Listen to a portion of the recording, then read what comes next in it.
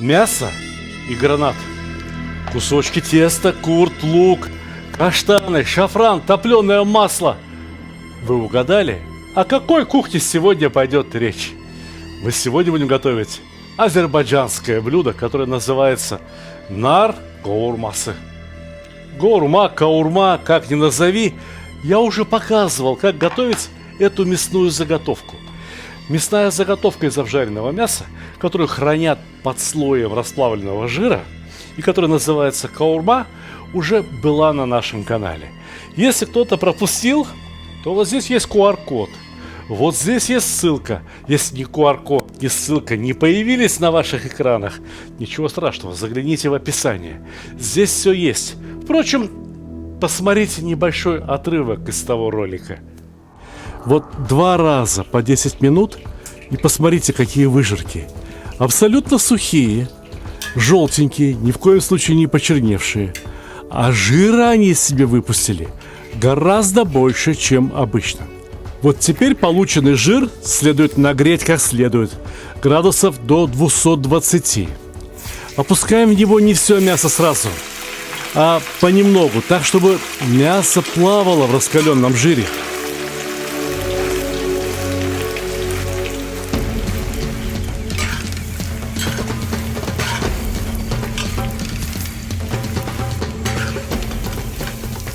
Мясо краснеет и становится готовым примерно процентов на 70, на 80 за считанные минуты.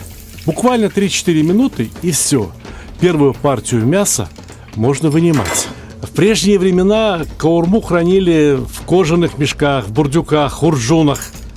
Сейчас, в век холодильников и цивилизации, разумеется, удобнее использовать обычную стеклянную банку, либо емкости из нержавеющей стали, специальные, пищевые.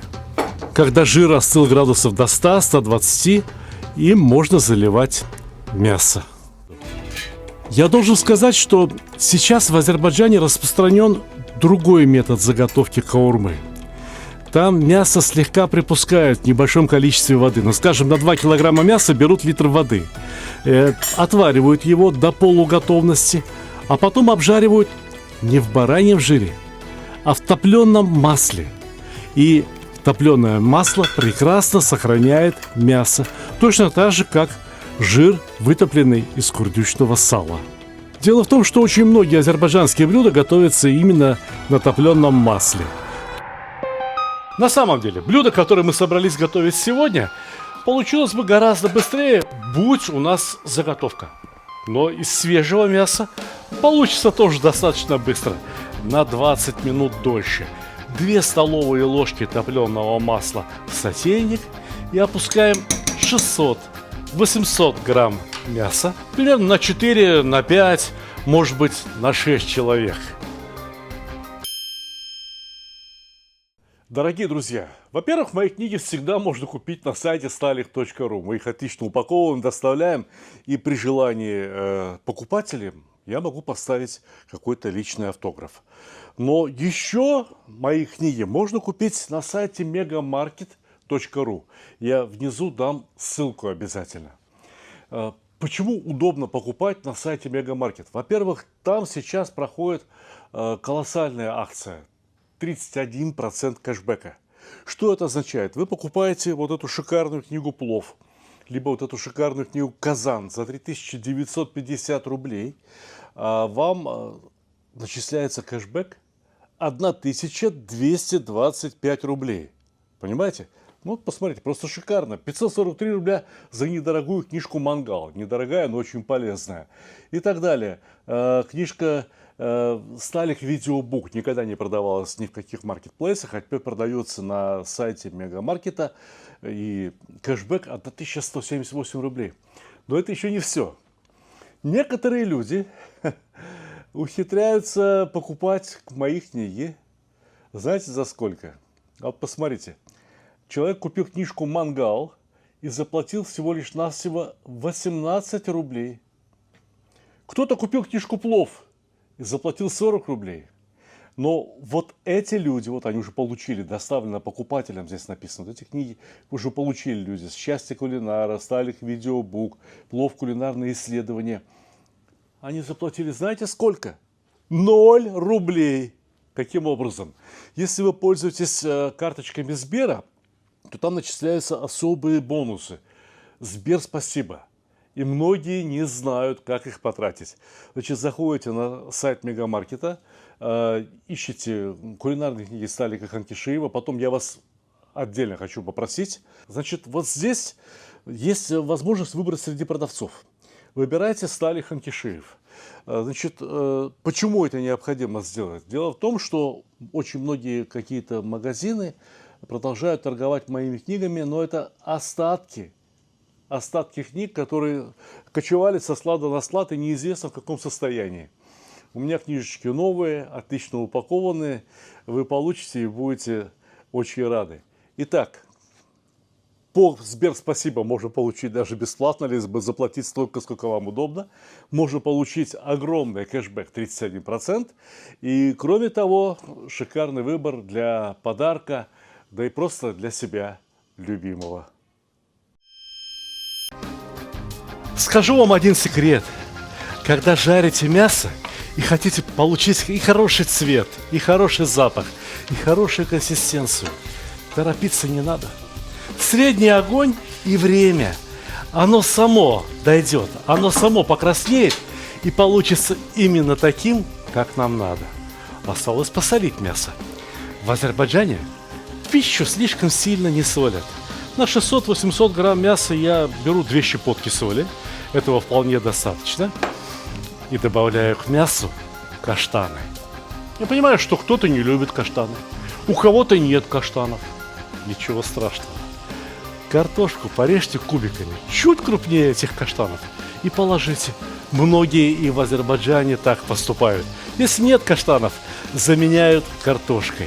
Да и вообще, именно картошка в основном вытеснила каштаны из азербайджанской кухни. А в старые времена, когда картошки еще не было, очень много блюд готовили именно с каштанами.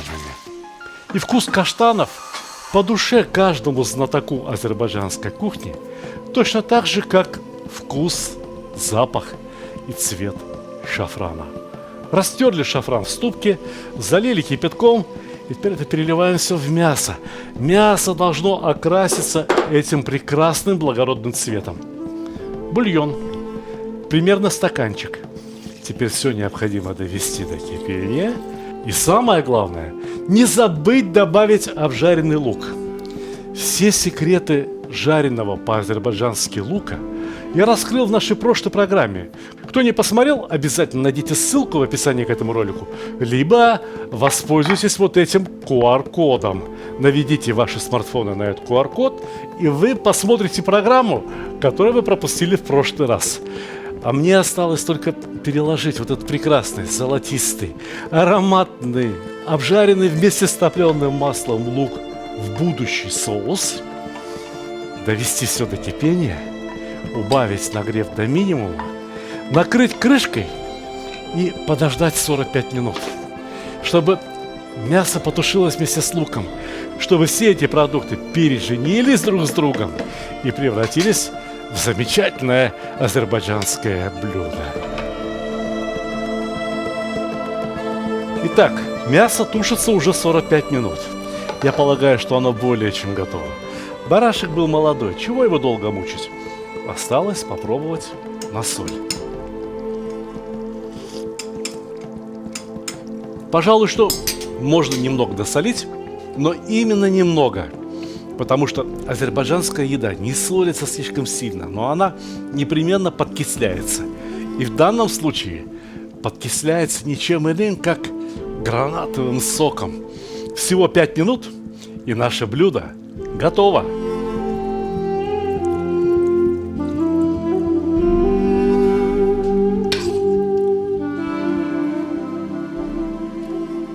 Буквально несколько минут, и все готово.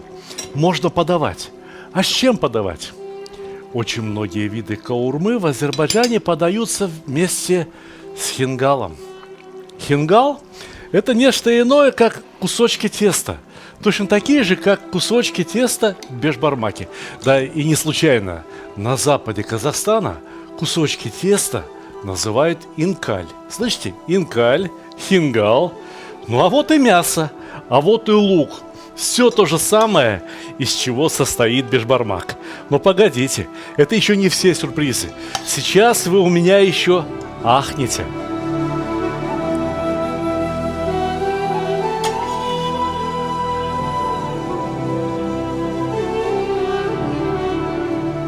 Кусочки теста я настоятельно рекомендую посыпать раскрошенным куртом. Курт – это сушеное молоко. Раздробили в ступке, и вот какая посыпка получилась. Это очень вкусно, я вам ручаюсь. Впрочем, у меня на столе уже стоит размоченный курт. Курт растолкли, и получилась восстановленная сюзьма, почти что сметана. Ну, а это обыкновенный катык, то есть кислое молоко, смешанное с чесноком, солью и зеленью. Но зелень понадобится еще и для того, чтобы украсить мясо. А помимо зелени понадобятся еще и гранаты, чтобы украсить мясо, чтобы показать, с чем было приготовлено это мясо. Это мясо было приготовлено с гранатовым соком, с каштанами, с хорошим настроением и с пожеланием всем дорогим друзьям приятного аппетита!